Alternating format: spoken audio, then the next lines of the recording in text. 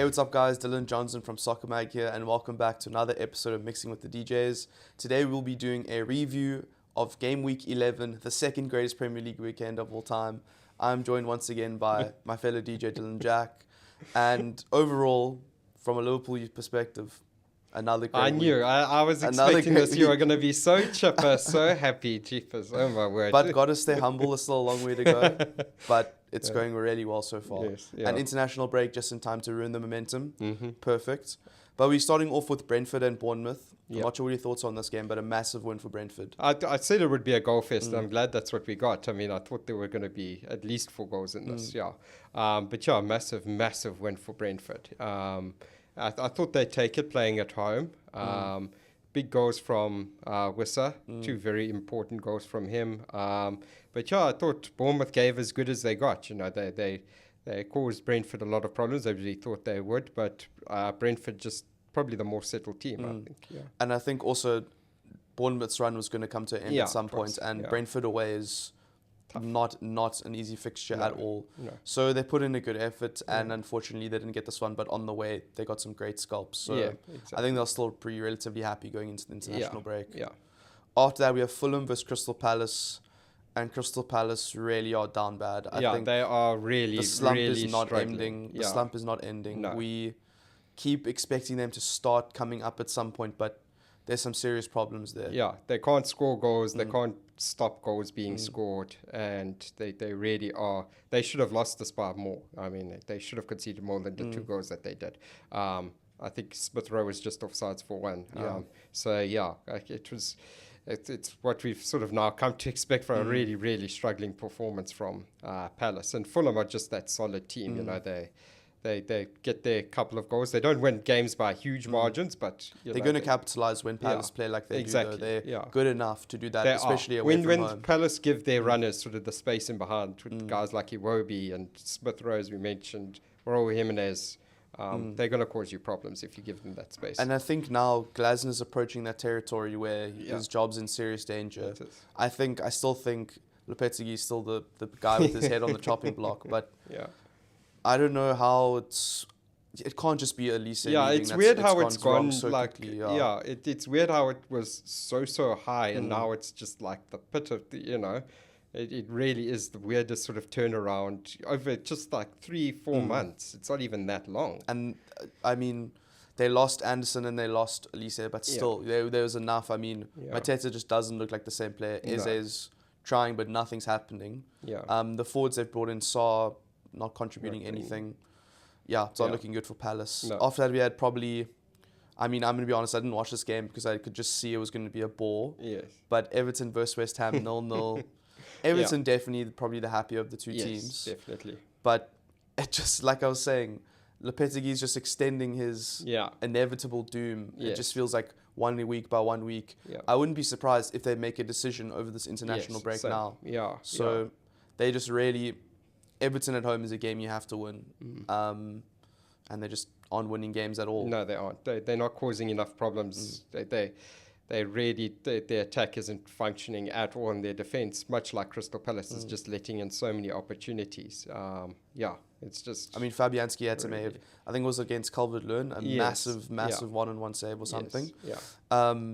But not looking good for West Ham. No, Everton, not at all. they'll take the points, I guess. Good win for Wolves at home to Southampton. Yeah. And I think now we'll see Wolves really climb up the table. Yes. I think that their run of games really favours them. Yeah. And they haven't been playing badly. No. So I think massive 3 points. Yeah, that's I think if they're 1 point off safety now, or 2 points off safety. But yeah, I think looking at the teams above them, they're going to overtake Palace inevitably. Yes. And then, Ipswich, Everton, they're close. Leicester, I think they can definitely climb out the zone soon. I think they will be. I agree with you. They've been too good to be where they are at the moment, and it's just because of this nightmare start to the season, nightmare run of fixtures that they've had. They've actually been playing really well. They've just been up against quality teams. I think that this is the start of their run up the table. They'll soon find themselves out of the relegation zone. Then we have, after that, one of the greatest games we've ever witnessed, Brighton versus Manchester City. Yeah, there we go. And I think we can say that Brighton deserved it. Definitely. I think Man City really they do not look themselves at all. Brighton could have scored 2 or 3 more goals. The way, especially in the last 15, 20 minutes, how they were constantly going at City. It was crazy to watch, actually. Like Brighton, they deserved to win that game. Yeah, welcome back, João Pedro. The impact that he had was just absolutely immense. I mean, he was creating chances. He was getting on the end of him. He had a great run in behind the City defence where I think it just got saved. He just had a bit of a heavy touch. Should have done better with it. So, yeah, I mean, he was huge off the bench because Brighton were sort of creating opportunities, but they were sort of struggling a little bit. They went through a period in that second half where they were kind of struggling to really carve. You could see Danny Welbeck was a bit leggy. He was getting a bit tired. So João Pedro gets brought on and absolutely just carves City's defence. City are really, as we've been saying, they are struggling at the moment. They're not creating enough. Haaland I thought did well with the goal that he scored. Nice little follow-up there after a shot was saved. But I mean, other than that, they're not. It didn't feel like Brighton were like clawing on necessarily. They were quite comfortable with defending, with seeing out City's attack and then hitting on the counter. And I think also it just seems at the moment if Haaland isn't scoring, City aren't scoring. Yeah.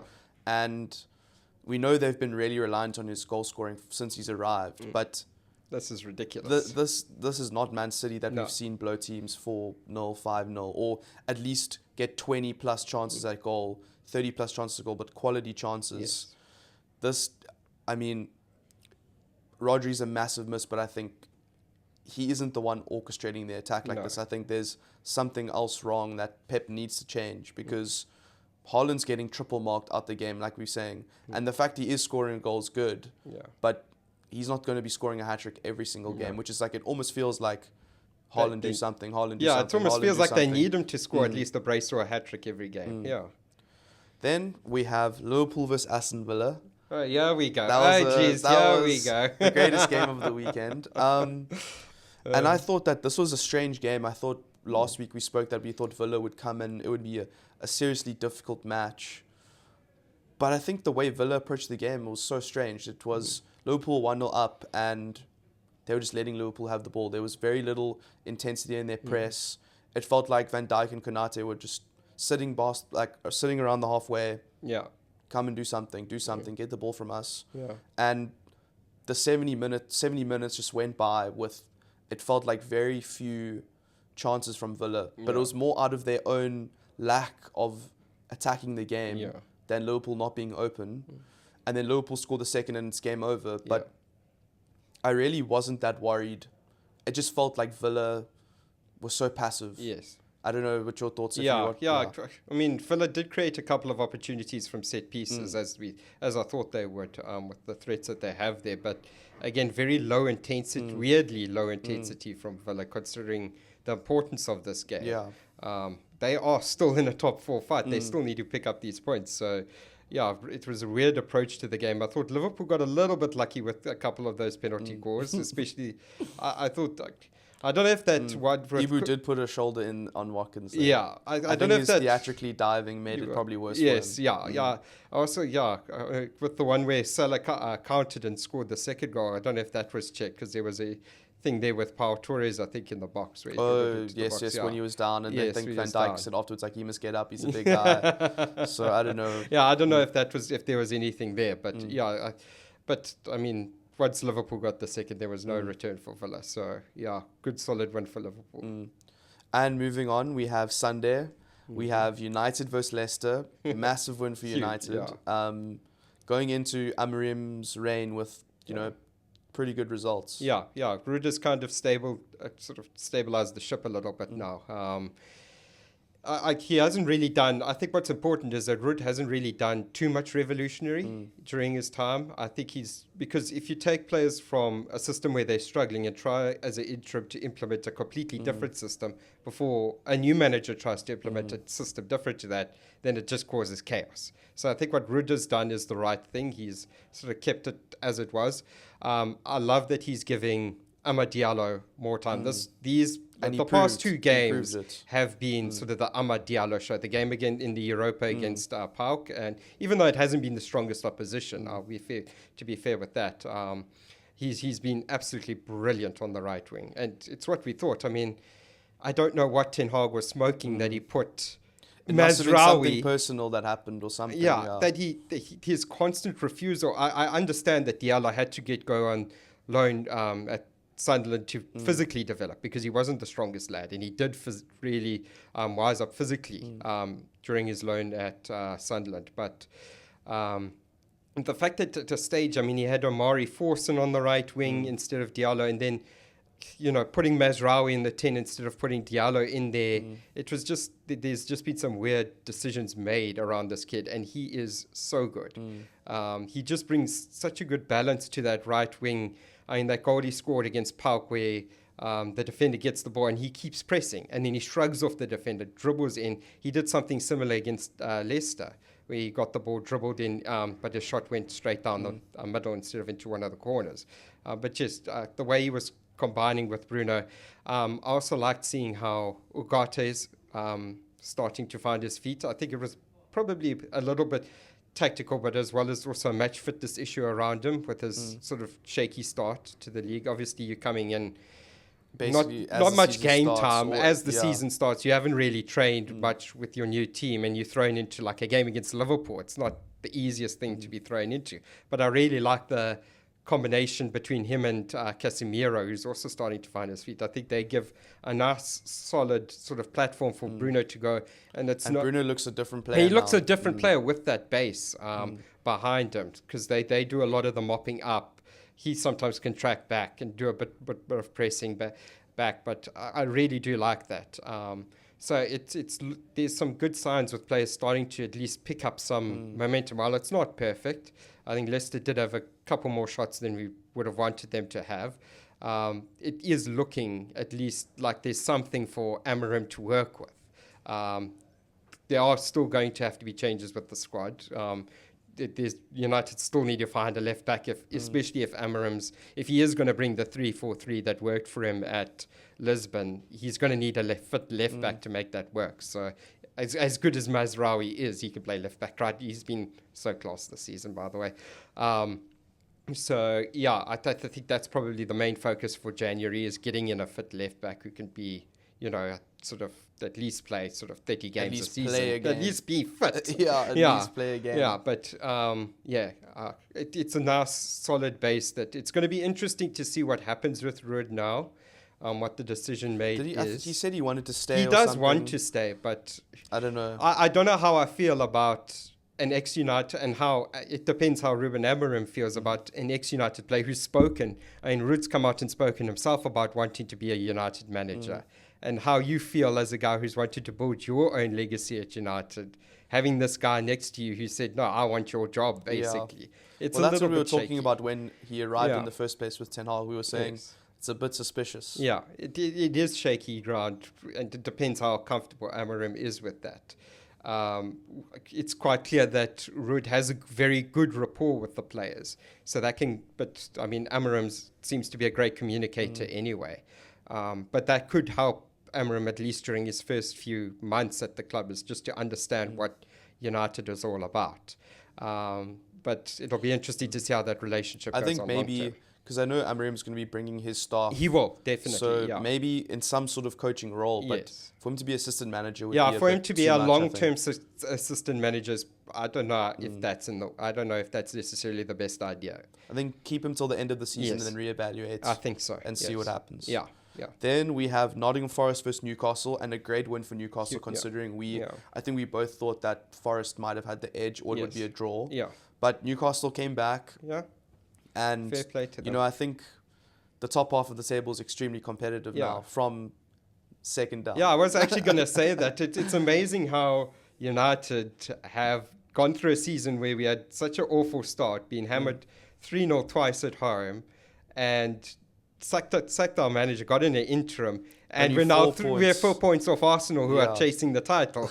It's so tight in that sort of middle section of the table. From third to United in 13th, it's all 4 points. It's all 4 points. Just 4 points. Yeah, it's so that's pretty insane. It's intense, I mean, the Premier League's more competitive than ever, and I think it's because of teams like Brentford, Forest, obviously, Bournemouth. Yeah. So I mean, United go on a run of 10 wins, Yes. and they really could be in the top 4 Yeah. challenge, like 100%. Yeah, absolutely. Which is crazy that it's the worst start It for is United's really Premier League history, and it's just everyone Yeah. else is doing badly Yes, as well. yeah. It's a good win for Newcastle at Nottingham, as we said. I mean, It's probably one of the hardest places it's to one go of the at hardest moment. places to go and win. United found it so tough over there. Liverpool found it tough over there. It's not an easy place to go and get a result, to get a 3-1. Brilliant. Then we have Spurs being Spurs, Ipswich 2, Spurs 1. Yeah. And we thought it was coming. We thought it was coming. I think Yeah. we actually said Spurs would probably win this game, just because, they always do that. They always get us to trust them, and then they fumble. Yeah. But not a good performance from Spurs at all. And I think great win for Ipswich. Yes, yeah. We said that Spurs were going to be Spursy, and I didn't think they would be this Spursy. Like, this is the most Tottenham Hotspur thing that has happened. They go on this magnificent run, and then they lose against Ipswich. But yeah, huge win for Kieran McKenna's side. I mean, they've been playing good football during the season. They just haven't really been getting results. And to get a result against a team chasing the top 4, massive. Who have beaten City and Villa. Yeah.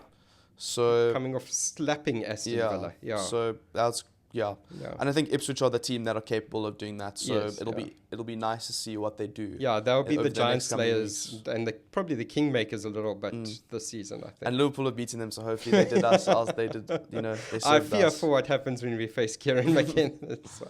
Then final game of the weekend, we have Chelsea versus Arsenal. Yeah.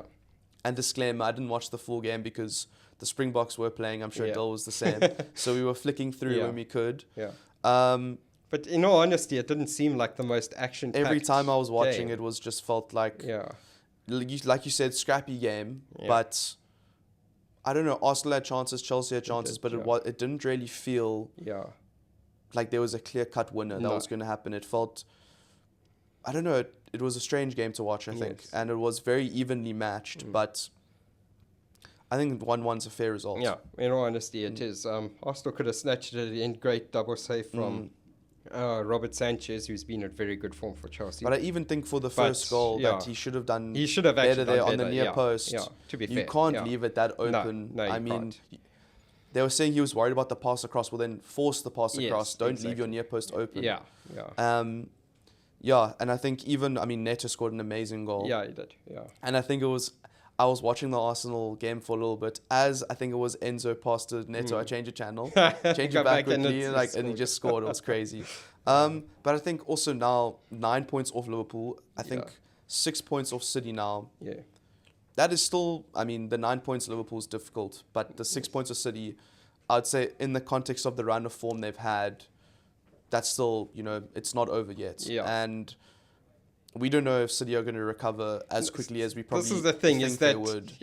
this is the thing is that the City, I've been fooled once too often by the City sort of November, December slump, and then January comes and they go win everything. 13 games unbeaten. So I think that could still happen with some players coming back to fitness, depending on who they get, especially who City get back in terms of the defense. And if De Bruyne can get back to full fitness, that makes a massive difference to their attack. But I think their defense is the problem. But their defense that's is thing. the problem because they also like building up through their defenders. And if you have a young guy like a Simpson Pusey in that defense, it's not the easiest thing to build up through that guy. So, it depends who they get back fit. But I do think that a mid-season, sort of a post-December, sort of January season revival will be coming from City. It always happens. They'll be better. And it's going to be tight still. Pep's probably, the cogs are turning behind the scenes where he's thinking of things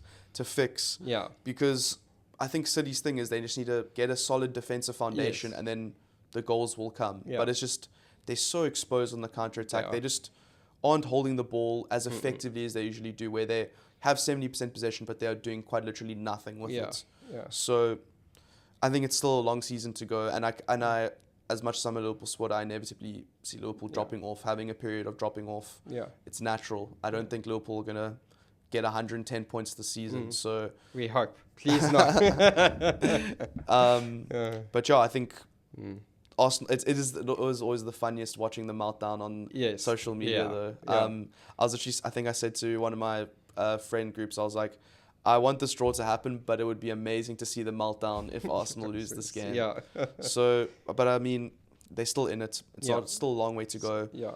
Saka may be injured, we don't know. But I mean, even it's then- international break, so every player is technically injured. yeah, but I mean, Odegaard also first game Yeah, back. That was yeah. a great assist to It was, Martinelli. yeah. So he could make a huge difference. Good. But yeah, I guess Yeah. we'll see. Yeah.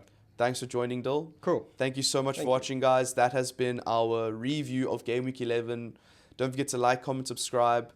And we got something special coming for you guys this week because it's international break.